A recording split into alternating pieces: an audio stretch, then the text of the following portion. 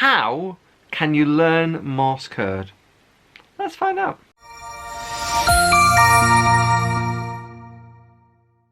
Hi, I'm Mike from Scoutadelic. Now, this month is my 99th month in a row that I've done, and I met an amazing co-host called George, who basically taught me how to learn Morse code. Now, Morse code is used for some problem-solving skills, and it's a really cool activity and idea to do. So here is how George taught me how to learn Morse code. We are going to be looking at some Morse code. Okay. Specifically, a way to try and memorize it a little bit better, hopefully. Okay. All right. Because Morse code is all about dots and dashes, and initially it can seem arbitrary. Right. There is a structure to it, and it's when it was first designed, it was based off of the frequency of the letters. So the more a letter appears, like E or T, the shorter it is to send that in the code.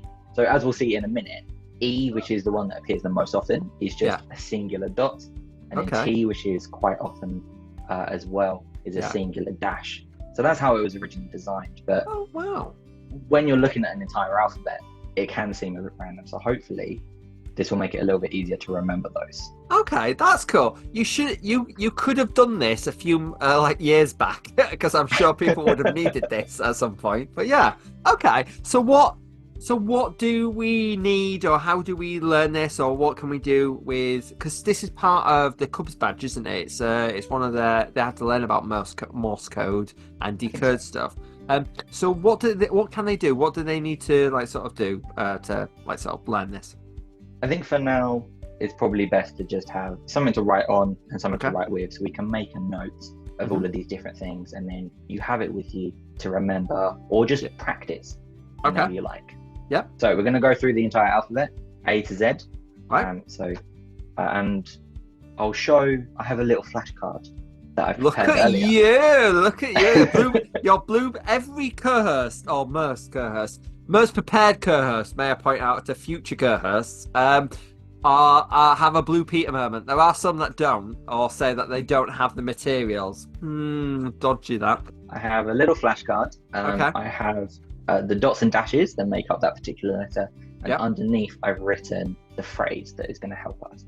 Now, the way that we do this is to emphasize the dashes. When we're speaking, we naturally emphasize certain parts of words. Some of them are stressed, some of them are unstressed. And that's how we're going to recognize it with the Morse code, is that the dashes, because they're longer, are going to be the stressed parts, and the dots are unstressed because they're shorter. And hopefully that will help you remember. So we'll go for the first one as an example. So we have the letter A, which is a dot and then a dash. And it looks something like this. So we have the word apart. Okay. Right. So we have the word apart. So the dot is unstressed, which is the and the dash is stressed, which is the part. If we did it the other way round, it would sound like apart, which doesn't make sense. But having it that way is apart. Oh, okay. I like that. Okay. Right. Yeah. So next we have B, which is dash ... And so I have this as bouncing the ball. Bouncing the ball. Bouncing the ball. Okay. We have the letter C, which is ... So I have this as Coca-Cola. We have the letter D, which is ... and that is dock worker. Dock worker. Okay. Dock worker. Dock worker. So is this something that you made up, or was this something that you'd seen elsewhere, or how did it come about that you actually pieced it like this, as in a part, or sort of this, that, and that? So I found a video from another YouTuber that I'm subscribed to. Shout out to Vsauce. Not that they need it because they're a very big channel, but they have a very nice way of explaining things. There are a few that I've tweaked a little bit to make it a little bit better, or fit the letter a little bit. but it has worked. I saw this video however many years ago, 5 or so, and it's still the way that I remember it to this day. Really? So I mean, props to them for coming up with this system. Hey, this is it. So we mentioned E before as Yes. one of the shortest ones, just a single dot. And so for this one, we just have eh. We have the letter F. Yep. Which is dot dot dash dot. So we remember this as what a feeling. What a feeling. Exactly.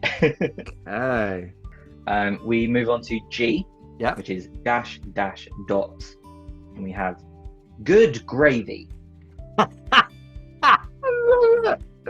We have the letter H, Yep. which is dot dot dot dot, 4 of them. Okay. And we remember this as hippity hop.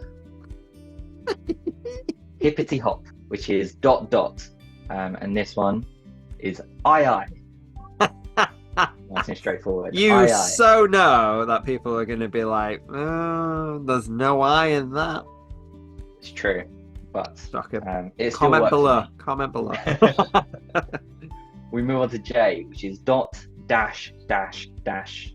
Quite a long one to send, but J doesn't turn up that much. So we remember this as let's jump, jump, jump. Letter K, this is dash dot dash. Okay. A very easy one to remember this. It's kangaroo. So my Australian audience should know this. We have L, which is dot dash dot dot. Okay. So is this another one like J, as in it's not that well used and that's why it's long, or is it just... Yeah, so it's typically the more characters it's got, and definitely the more dashes it has. It tells you a little bit of how frequently it's used. Oh, I see. Okay. So the one, E's more common, then 2 dots for I is the second most common, and a bit like that then. Oh, okay. And we can talk about why it's dots over dashes a little bit later on. Okay. Cool. So letter L. Dot dash dot dot. Yes. So this is a lightning strike. Letter M is 2 dashes dash dash. This one is Very easy to remember. It's all M's. We have N, which is dash dot, and this one is navy. Letter O is dash dash dash. Okay. And this one is one of us. So we have the letter P, which is dot dash dash dot. And this one is it looks precious. Okay. So letter Q, dash dash dot dash. Okay. All right. And this one is God save the Queen. A little outdated, but I did find this a few years ago. We move on to letter R, which is dot dash dot. Okay. And this is rotation.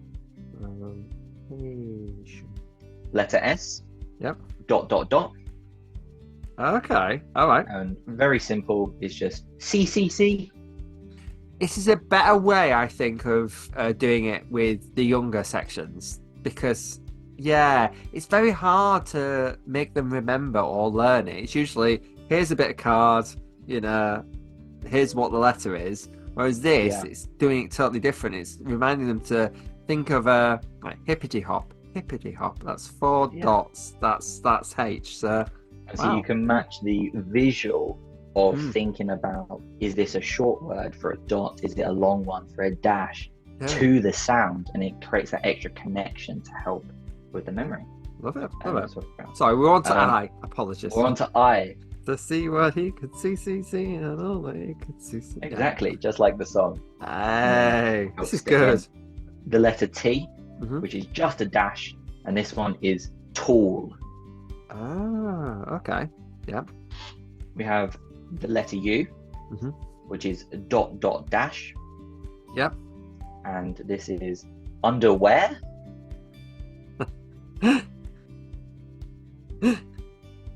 This one is a little bit different, but it's still the way that I remember it because it just makes so much sense. So we have the letter V, which is ... dash. Right, okay. Now, the reason it's different is because it's related to a piece of music instead of a phrase. Right, okay. The letter V is Roman numerals for the number 5. Mm-hmm. So we can think of the music Beethoven's Fifth Symphony, which goes da da da da. So we have the letter W, which is ... dash dash, and this one is a white whale. The letter X is dash ... dash, right, and we have X marks the spot. Okay. The letter Y, dash ... dash dash. Oh, right, okay. And we have yellow yo-yo. And the last one is the letter Z, dash dash ... Okay. And this one is zinc zookeeper. Right, okay. And that's all the letters. Okay. Wow. Okay. The few that I obviously like that's not going to stick in my head that I'm never going to need V in my life, but if I ever need it... But it's one of the ones that I remember the most because of that. X marks the spot. So I always think that when I'm doing a Clovich, X marks the spot. I always tell my cubs that's X marks the spot. X marks the spot. X marks the spot. Yeah. Cool. Okay. All right. I've jotted them all down. So I'm. Yeah. Okay. I think I'm. Yeah. This is really good. You want a little bit of a challenge now. Okay. And can we use this to spell a word? So we'll go with something shorter. Right. To make it a little bit easier. Mm-hmm. And because it's the one I prepared. Okay. So we'll try and spell your name. We'll try and spell Mike. Okay. So using the mnemonics that we had before, we'll go through M-I-K-E and see if we can remember the Morse code for that. This is going to be funny. All right. It's aye. Kangaroo. Eh? Very good. Yes. Thank you. So we have for M, which is 2 dashes. 2 dashes, yeah. I for I. Yeah, 2 dots. 2 dots, yeah. Kangaroo, which is a dash. Yeah. Ga, which is the dot, and then roo, which is the dash, and then very good. 1 dot. So 1 dot. dot. So it looks a little like this. Yes. Oh. Dash dot dash dash dot. Oh, there we go. I feel so proud that I've been displayed on a card.